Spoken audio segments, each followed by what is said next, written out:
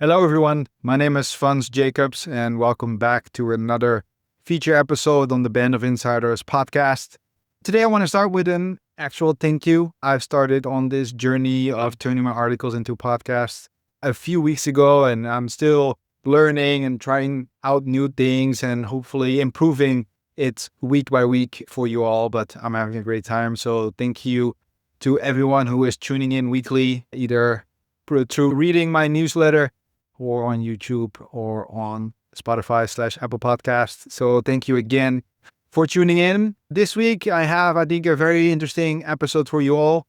We're going to talk about something very specific, something that's very much focused on people that run businesses, run brands, or have teams that they need to work with and need to expand. And how do you help them with this AI revolution, and how do you make sure that your teams are ready for the future?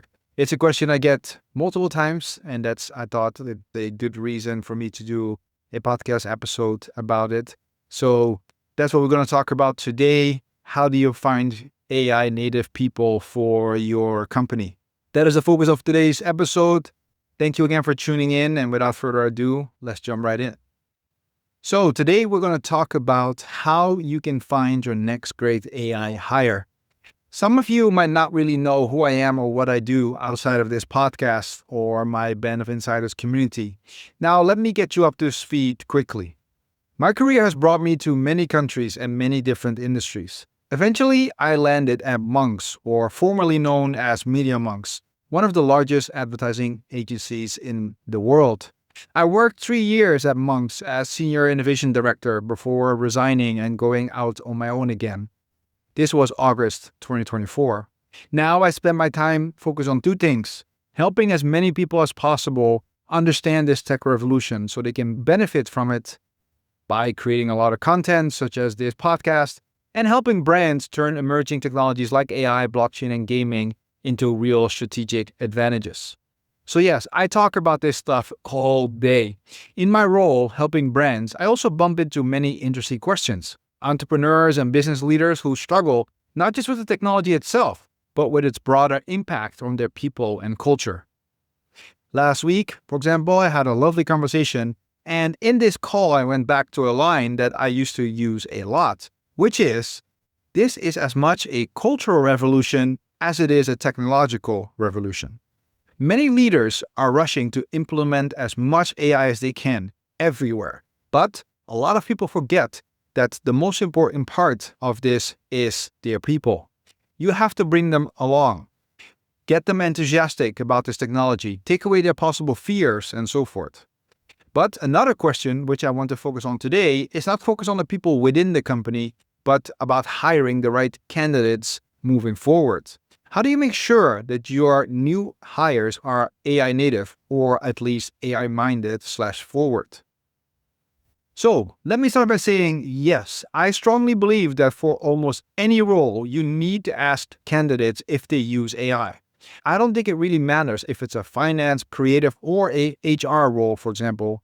As I said many times, AI is a general technology, and it will change every industry and therefore every profession. I also believe that hiring the right people with the right mindset and skills can take your business to a next level. The smaller your company, the bigger the impact this person can have. Now, in order to make this practical, let me describe 5 ways to find out if someone has the right skills, mentality/mindset, and ideas when it comes to AI in their potential new job. So, let's jump in. 1. Everyone says they use AI, but don't stop there. When you ask candidates if they use AI, 99% these days will say yes. That question has become the new, do you know Excel? Almost everyone claims they do. But that answer on its own tells you absolutely nothing. What matters is how they use it. When I get this question in workshops or meetings, I always encourage people to follow up with, tell me what tools you use and how you use them.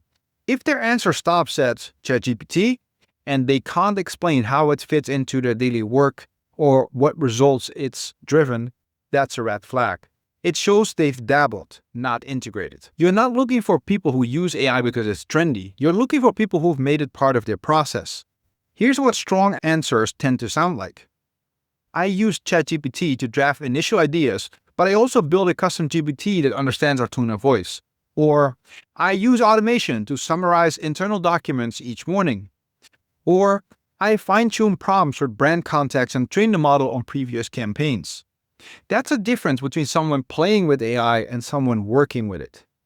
And notice something important. None of this requires deep technical skills. It's not about coding or building models from scratch. It's about understanding how to leverage AI intelligently to make your work faster, sharper, or more creative. Second, prompting is easy. Context is strategy. If there's one mistake I see everywhere, it's that people think using AI well is just about asking the right question. But it's not. It's about feeding the right context first, then asking the right questions. You can prompt all day long, but if the model doesn't know what it's working with, it's guessing. It's like asking someone to design a campaign for you without showing them your brand book. This is where true AI literacy begins, in my opinion. Not in prompt engineering or hacks, but in context engineering. The best candidates understand that AI's output is only as good as its input. Or, easily said, shit in, here's shit out. A part of my fridge. They take time to prepare. They know how to upload documents, build a company knowledge base, or reference previous campaigns before asking the model something. They don't start with, write me a social media post about a new product. They start with, here's our tone of voice, audience personas, and examples of what has worked before. Now write me a social post about our new product. That is context engineering, and it changes everything. This is also the answer for people wondering how to differentiate in a world where everyone has access to ChatGPT. If everyone uses the same model, then differentiation starts with context. What you feed it, how you shape it, and the custom systems you build around it. That's, for example, your company's voice, data, and workflows become the competitive edge. Anyone can use GPT, but only those who design their own context layer with custom GPTs, structured brand inputs, and fine-tuned knowledge bases will stand out. That is where the magic and value begins. So when you're interviewing, go beyond what tools do you use. Ask, how do you get the best results from your AI tools? Strong candidates will talk about feeding data, context, and examples. Others will say, I just asked ChatGPT.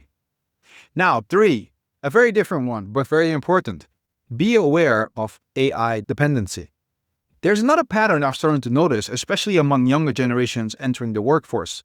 They trust AI too much. They ask ChatGPT a question, get an answer, and that's it. Case closed. If GPT says go left, they go left. That's dangerous because AI is confident, but not always correct. The best professionals use AI as a sparring partner, not a boss. They don't just accept what it gives them. They challenge it, they question it, and sometimes completely ignore it. That's the mindset you want in your company. People who are AI fluent, not AI dependent. And in my opinion, sometimes following your gut, even when it goes against the data, is exactly what leads to breakthrough moments. The difference between good and legendary often comes down to those decisions that didn't make perfect sense on paper, but just felt right. And that's exactly the kind of intuition you want inside your company. People who know when to trust the data and when to trust themselves. It's the same with people who have crazy ideas. Everyone tells them not to do it, and they do it anyway. And in hindsight, that's what changed everything. Most of the biggest companies, products, and creative leaps in history started as something AI or any other logical system would have probably rejected.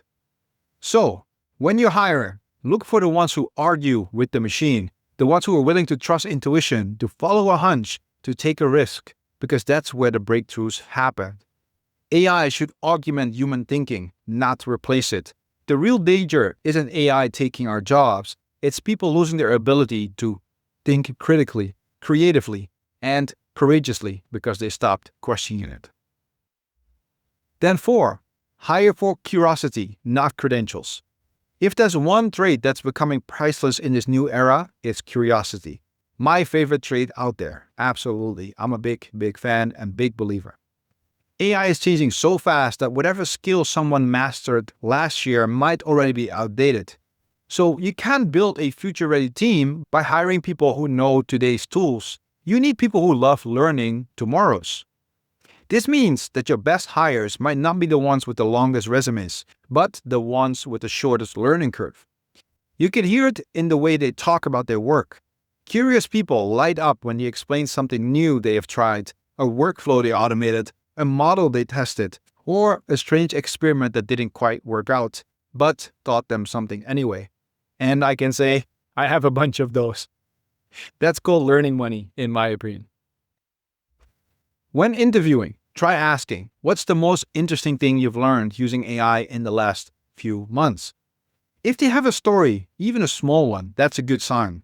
If they struggle to think of anything, that is your answer too. No one can keep up with this pace of change by waiting for training programs or corporate memos. The people who will thrive will be the ones who teach themselves, explore without permission, and share what they discover. Curiosity is the answer, if you ask me. AI has turned learning into a daily act. So build teams that are obsessed with figuring things out, and not because they have to, but because they cannot help themselves.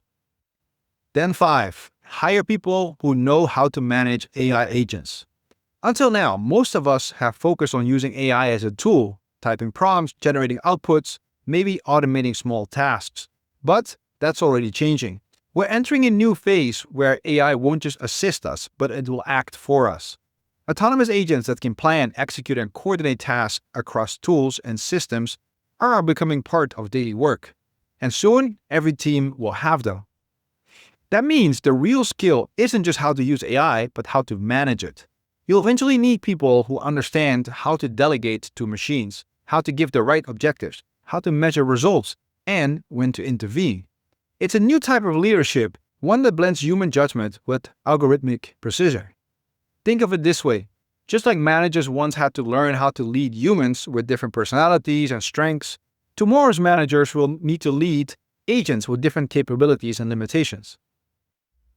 For example, some agents will be analytical, great at crunching data. Others will be creative and good at generating content, visuals, or ideas. And just like with human teammates, the outcome depends on how well they are directed, coordinated, and aligned. I understand that this is a completely new skill, and it's not something that a candidate will specifically have on their resume. So the answer is to maybe look for people who are great communicators, who understand that we're moving to an AI agent-driven world, people who think in systems, design workflows, and are already exploring how to make agents work together effectively. Because in a few years, every brand will have both human employees and digital ones. The companies that will thrive will be the ones with managers who can get the best out of both. So, to summarize, here are the 5 ways to find your next AI hire. 1. Everyone says they use AI, but don't stop there. Dig deeper to see how they use it. You're hiring for mindset, not toolset. 2. Prompting is easy. Context is strategy. The real differentiation begins with how well someone feeds, structures, and builds around AI. 3. Be aware of AI dependency. You want thinkers, not followers. The best people question the machine and sometimes go against it. 4. Hire for curiosity, not credentials. Tools change fast. The curious adapt faster. 5. Hire people who can manage AI agents. The future belongs to orchestrators, those who know how to lead both humans and machines. So, let me leave you with some closing thoughts. If there's one thing I hope you take away from this episode, it is that hiring in the AI age is not about chasing tools. It's about building a new kind of culture. Because, as I said earlier, this is as much a cultural revolution as it is a technological one. So when you hire, don't just look for people who can use AI. Look for people who can think with it, challenge it, and eventually lead it. And I cannot stress this enough. This isn't just important for the future of your company, it's essential. Upskilling your current team and hiring the right new people isn't just how you get ahead of your competition, it's how you survive the next few years. Because this wave of technology won't wait. The companies that will thrive will be the ones that build cultures where humans and AI grow together, curious, adaptive, and fearless. So if you want to talk more about how to prepare your teams for this next chapter, feel free to send me an email at funds@hey.com or message me directly in the WhatsApp community. I'll leave some links in the description. I would love to hear your thoughts. And that was it for this week. I hope there's some takeaways for you whenever you are building your own team or company, or maybe are looking for a new job and get ready to prepare yourself for some of these questions. Again, I believe in curiosity as a strong skill or trait to have in the future that awaits us. That was it. Hope you learned something new or you found it interesting. If you did, feel free to send it to your colleagues or your managers or leadership teams or your friends who might enjoy this as well. And don't forget to like and subscribe, leave 5 stars where you can. It will help me a lot. So that is it for this week. Thanks again for tuning in. This is Funds Jacobs, Band of Insiders podcast, and see you again next week. Peace.